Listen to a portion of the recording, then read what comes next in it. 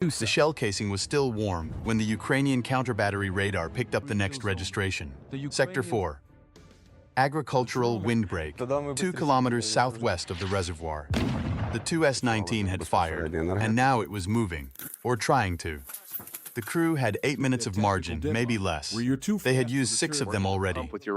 That is where this story begins. Keep the mags loaded. Not with a headquarters decision, not with a political statement, not with a map briefing. It begins with a crew of Russian artillerists racing against a clock they did not know had already been reset by people they could not see using tools they had not accounted for. Over the next 34 minutes, this investigation will map every phase of what Ukraine's 47th Mechanized Brigade built in the Kurakhove sector over 23 days in late 2024. 18 2S-19 Msta-S self-propelled howitzers confirmed destroyed. A targeting cycle that compressed Russia's displacement window so severely that shoot and scoot, the doctrine Russia's artillery has relied on since the Soviet era, stopped working. Not because the guns were outranged, because the time between detection and strike collapsed below the threshold a 50-ton vehicle needs to survive. How did one brigade's fire cells do this? And why, across 23 days and 18 destroyed systems, did Russia's 150th Motor Rifle Division fail to adapt in time? Ready. That is the central question. The answer is built from acoustic sensors, thermal drone feeds, intercepted position data, and a very specific kind of GPS-guided artillery round that Russia cannot replicate and cannot yet reliably intercept. By the time you understand the full cycle, you will understand something broader. The Donbas artillery war in 2026 is not the same contest it was in 2022. The sensor-to-shooter loop has changed. The side that closes it faster wins the exchange. Right now, Ukraine's 47th Brigade has the evidence to prove which side that is. Let us go back to mid-November, to the reservoir, to the agricultural fields around Kurakhove, where the ground had frozen just enough to support tracked vehicle movement, and where Russia had decided to push its best self-propelled artillery forward in support of infantry assaults along the western bank. Kurakhove sits in the western Donetsk Oblast, a small city built around a power plant and a reservoir of the same name. By mid-November 2024, Russian forces had been pressing on the town from multiple axes for months, grinding through the settlements to the northeast and east, using infantry wave tactics backed by armored vehicle support and concentrated self-propelled artillery. The reservoir itself created a natural choke point. The roads running along its western bank funneled Ukrainian defensive positions into a narrow corridor, and Russian commanders had identified those positions as high-priority targets for suppression. To suppress them, they needed artillery that could fire accurately, repeatedly, and from positions close enough to support infantry in contact. That meant pushing the 2S-19 Msta-S batteries of the 150th Motor Rifle Division forward, out of the depth positions they had been using in preceding months, and into firing sites within the agricultural belt west and southwest of Kurakhove. The 150th Motor Rifle Division is based in Novocherkassk. It had been deployed to this sector since mid-2024, and by November it had established a pattern. Infantry assaults, supported by artillery, firing from concealed positions in the rows of trees. The Soviet-era windbreaks planted across collective farm fields to reduce soil erosion, then displacing before Ukrainian counter-battery could respond. The tactic had worked. The Msta-S is a serious piece of equipment, a 152mm self-propelled gun weighing 42 tons with a maximum range of 24 kilometers, serval using standard ammunition, and up to 28 kilometers with rocket-assisted projectiles. The crew can execute a fire mission and begin displacement in approximately 6 to 8 minutes under standard drills. That window had, for most of the war, been sufficient. Here is the tactical comparison that determined everything. Russia had 50-ton howitzers, experienced crews, concealed firing positions, and a shoot-and-scoot doctrine refined over decades. Ukraine had no comparable mass of self-propelled artillery in this sector. What the 47th Brigade had instead was something different, a fire cell that treated each individual Msta-S not as battery-level target, but as a trackable, predictable machine with habits. And habits, it turned out, were lethal. The 47th Mechanized Brigade is one of Ukraine's most experienced armored formations. Formed in 2022 and equipped with a mix of Western and Soviet-era vehicles, including Bradley IFVs supplied by the United States. It had fought, through Zaporizhia, adapted to FPV drone saturation on the open steppe, and by late 2024 was operating in the Kurakhove sector with a fire cell structure that reflected hard lessons from 2 years of counter-battery warfare. By November 2024, that fire cell had been augmented with attached acoustic sensor teams, ground-deployed microphone arrays that can detect and classify artillery-face signatures at ranges up to 15 kilometers, and with Mavic 3T thermal imaging drones that gave the cell persistent, visual surveillance over suspected firing positions and displacement routes. The combination was not new in concept. Acoustic counter-battery detection has been used since the First World War. What was new was the integration speed. The acoustic teams had a software pipeline that could classify a firing signature, cross-reference it with recent drone imagery, and push a preliminary grid to the counter-battery radar within 90 seconds of detection. The counter-battery radar, a Ukrainian-operated AN/ANASH TPQ-36 firefinder, one of several supplied by the United States, could then refine the grid, using backtrack calculation from the detected shell trajectory. The result was a targeting package combining acoustic origin, visual confirmation from the Mavic 3T, and radar-refined grid data, all flowing to the fire's cell for strike authorization. In mid-November, the fire's cell began a deliberate targeting cycle. Not reactive, deliberate. The distinction matters. Reactive counter-battery means you hear a gunfire, calculate where it fired from, and shoot back. The problem with that approach against a mobile gun, like the Msta-S, is that by the time your return round arrives, the gun is moving. The 47th's fire cell was doing something different. They were building a pattern. I spent time going through the open-source documentation on this campaign, the geolocated drone footage, the brigade telegram releases, the timestamps embedded in video metadata. One detail kept pulling at me: the firing intervals. The Russian Msta-S batteries in the Kurakhove sector were not firing randomly. They were firing in patterns tied to the infantry assault rhythm. When Russian infantry pushed, the guns fired. When the push stalled, the guns went quiet.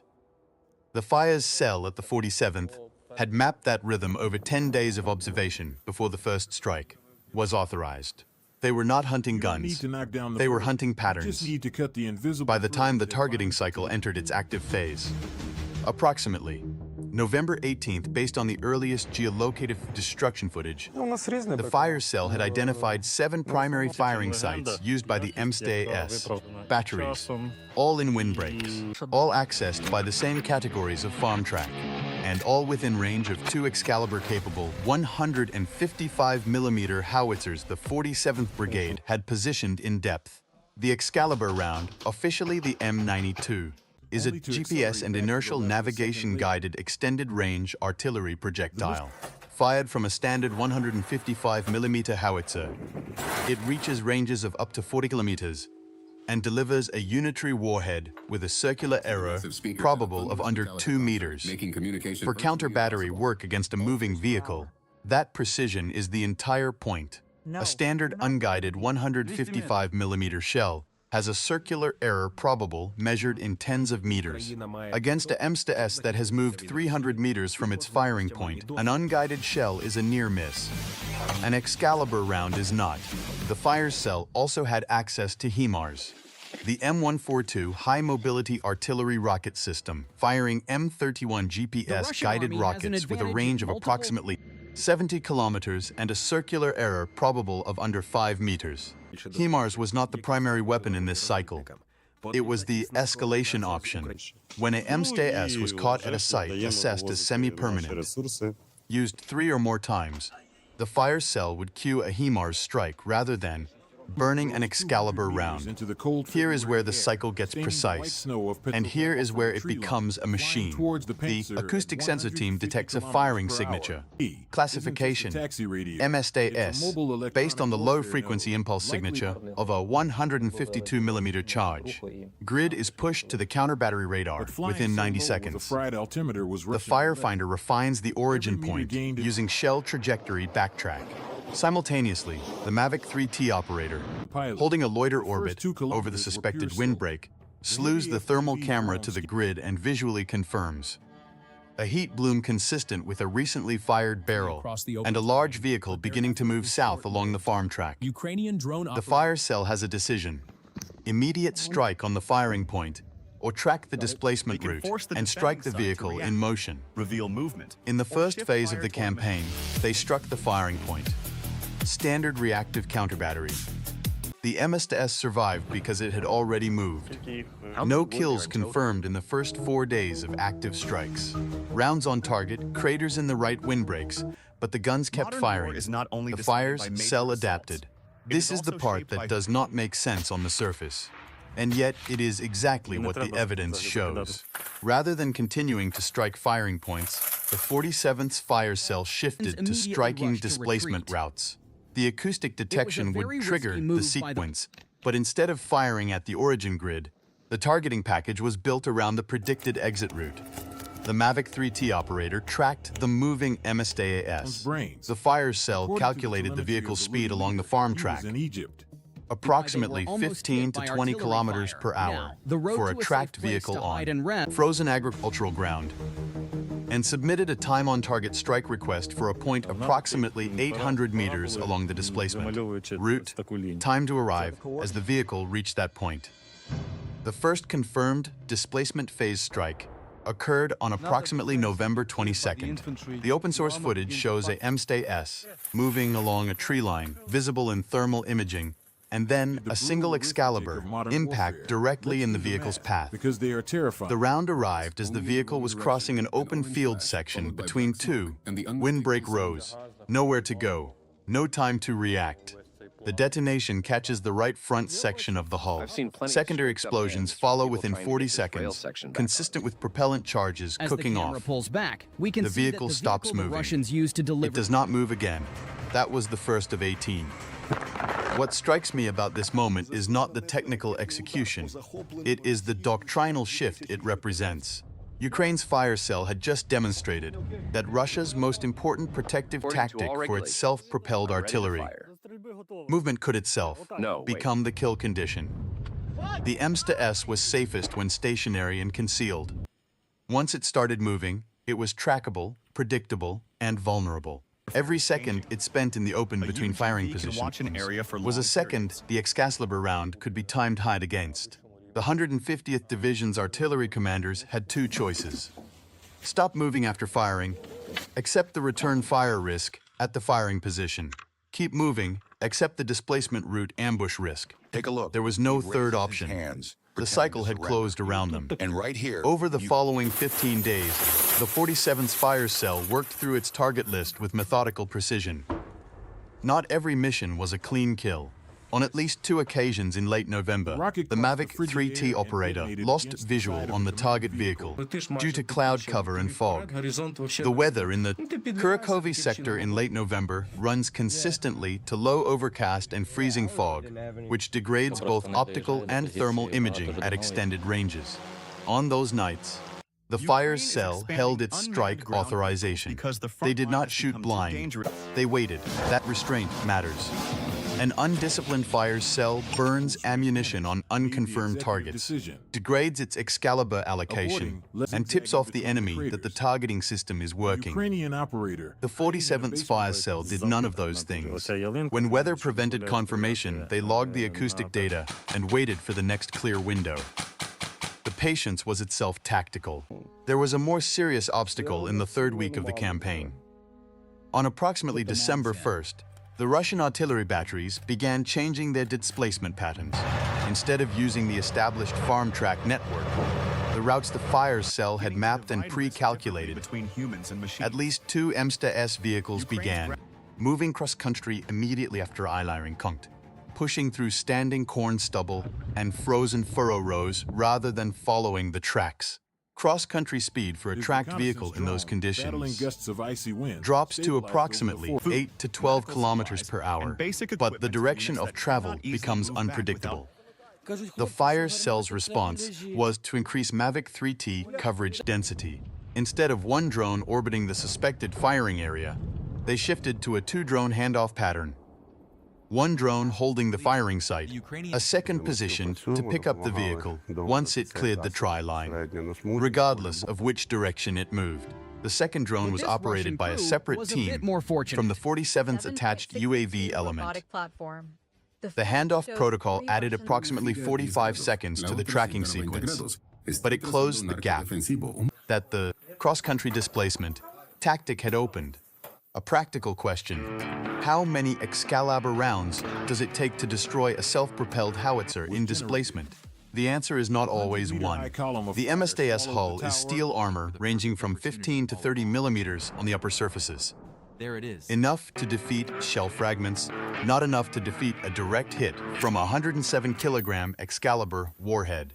But the circular error, probable of under 2 meters, means a near miss is still a near miss.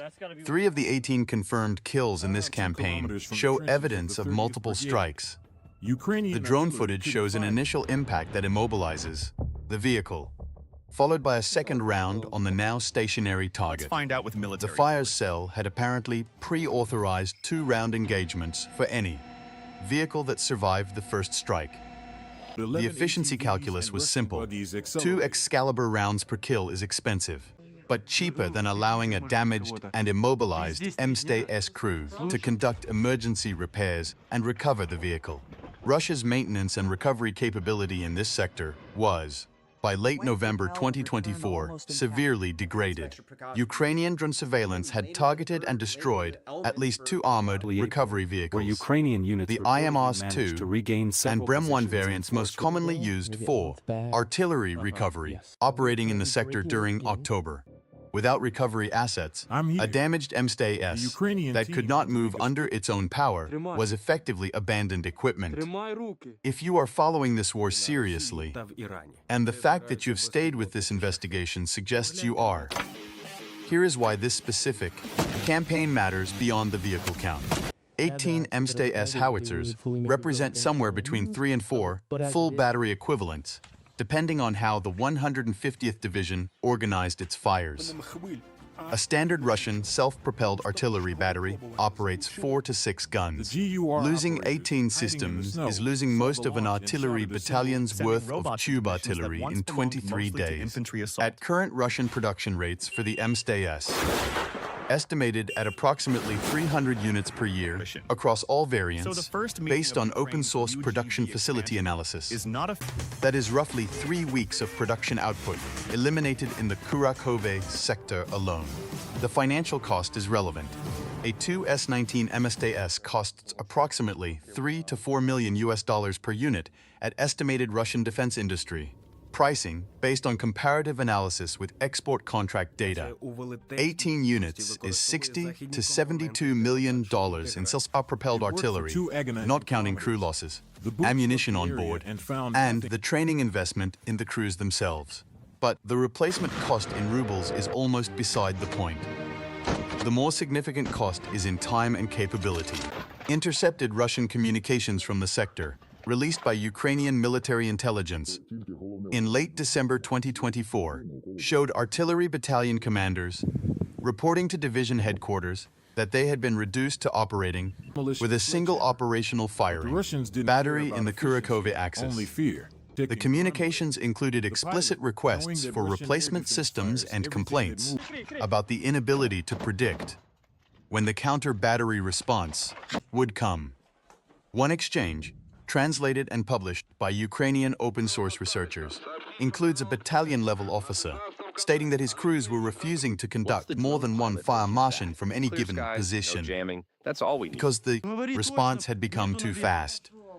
He estimated the Ukrainian counter-battery response time at between 3 and 5 minutes. He was correct. The 47th fire cell had, by the 3rd week of the campaign, compressed the effective Russian engagement window from the original 8 minutes to under 4. Not by making the guns faster, by making the detection and strike sequence faster. The Acoustic team had refined its classification algorithm to reduce false positives, which meant fewer wasted authorizations. The Mavic 3T operators had established pre-positioned loiter points that reduced the time to first visual confirmation, and the Excalibur fire missions had been pre-formatted with standard parameters. For the most common displacement route segments, meaning the fire cell could push a completed fire mission to the Howitzer crews under 60 seconds from authorization rather than the 2-2. 3 minutes, a full mission build required from scratch, 4 minutes. That is what the Msta-S crew had. A 42-ton vehicle needs approximately 90 seconds to complete its post-firing sequence. Close the breech, stow the rammer, raise the gun travel lock, release the spade anchors, start the engine, begin moving. In ideal conditions on a prepared site, experienced crews can do this in under 2 minutes. Under combat stress, in cold weather, after a fire mission, 2.5 to 3 minutes is more realistic. That leaves 60 to 90 seconds of displacement travel time before the Excalibur round arrives. At 15 kilometers per hour, 60 seconds of travel is 250 meters. At 20 kilometers per hour, 90 seconds is 500 meters. The fire cell's pre-calculated displacement strike points were typically 800 meters from the firing position. The geometry was not in Russia's favor. Here is an unpopular take that will probably generate some disagreement. The failure here was not primarily Russian crew incompetence. The Msta-S crews were doing exactly what their doctrine prescribed. The failure was institutional. A division-level command that did not recognize the targeting cycle had changed and did not modify its artillery employment concept for 3 weeks while losing 18 systems. The crews were trapped in doctrine that had been overtaken by the sensor architecture they were facing. The commanders who kept sending them to the same firing areas, using the same route patterns, without providing EW support or changing the operational tempo. That is where the accountability sits. The satellite imagery record of the campaign is instructive. Maxar Technologies imagery of the Kurakhove sector from the relevant period, analyzed and published by open-source researchers affiliated with the Conflict Monitoring Project at Bellingcat, shows progressive clearance of artillery vehicle signatures from the windbreak positions southwest of the reservoir. In imagery from mid-November, thermal anomalies consistent with vehicle engine heat and barrel heat appear in 6 distinct wind positions. By early December, it didn't matter. 4 of those positions show destruction signatures. Disturbed soil, burn marks, debris scatter consistent with catastrophic vehicle kills. 2 positions show no recent vehicle signatures at all. The batteries had either been destroyed or had withdrawn to greater depth. The withdrawal is its own data point. When a Russian artillery formation that has been operating at a given range band pulls back to greater depth to survive, it degrades the accuracy and effectiveness of its fire support to the infantry. A Msta-S firing at maximum range, 24 kilometers with standard ammunition, is less accurate than one firing at 12 kilometers. Meanwhile, the infantry assaults supported by those guns in November became less well supported in December. Ukrainian defensive positions that had been under regular suppression reported a notable decrease in accurate fire. After approximately December 5th, according to Ukrainian General Staff briefings covering the sector, the campaign did not stop Russian advances in the Kurakhove sector entirely. Russian forces continued to make incremental progress in the settlements along the reservoir's western bank through December. The battle for Kurakhove itself remained contested into 2025. What the 47th Brigade's counter-battery cycle achieved was not a strategic reversal. It was a forcing function. It forced the Russian fires system in this sector to operate at degraded effectiveness, at greater depth, at reduced tempo. Every additional kilometer of depth that the Msta-S batteries retreated to was a kilometer of reduced effectiveness for the infantry they were supposed to support. There is a line in one of the brigade's own after-action summaries, published in Ukrainian on the unit's official channels in late December, that reads almost like doctrine. The goal of counter-battery is not to destroy guns. The goal is to make the enemy afraid to use them. When the guns stop firing, because the crews are afraid of the response, the counter-battery mission is complete, regardless of confirmed kills. The 18 confirmed kills were the evidence. The reduced fire tempo in the sector was the result. Have you ever tried to map a targeting cycle purely from open-source material? Comment below if you have done OSINT work on this. We read every response, and some of the best verification details in this investigation came from people doing exactly that. But by the final week of the campaign, approximately December 6th through 10th, the fires cell had worked through the accessible target set. The remaining Msta-S batteries in the sector had either been destroyed, withdrawn beyond the effective sensor range of the acoustic teams, or shifted to night-only firing schedules that reduced the thermal imaging confirmation quality. The campaign did not end with a single decisive strike. It tapered, the way attrition campaigns do, as the target density fell below the threshold that made continued intensive surveillance cost-effective. The final confirmed kill in the sequence, the 18th Msta-S, was a vehicle caught in a position it had apparently returned to after a 2-day absence. The fire cell had noted the previous use of this specific windbreak position on November 28th, logged a failed strike attempt due to weather interference, and maintained the site as an active Q target. When the vehicle returned on approximately December 8th, the Mavic 3T had the position covered within minutes of the acoustic detection. The displacement route strike was executed with a single Excalibur round. The vehicle did not clear the tree line. The battle damage assessment was conducted through drone video analysis and cross-referenced against Oryx-A's open-source equipment loss database, which tracks confirmed Russian equipment losses by image verification. The Oryx methodology requires photographic or video evidence showing a destroyed or captured vehicle with sufficient identifying detail, hull markings, equipment type, location context, to confirm the loss.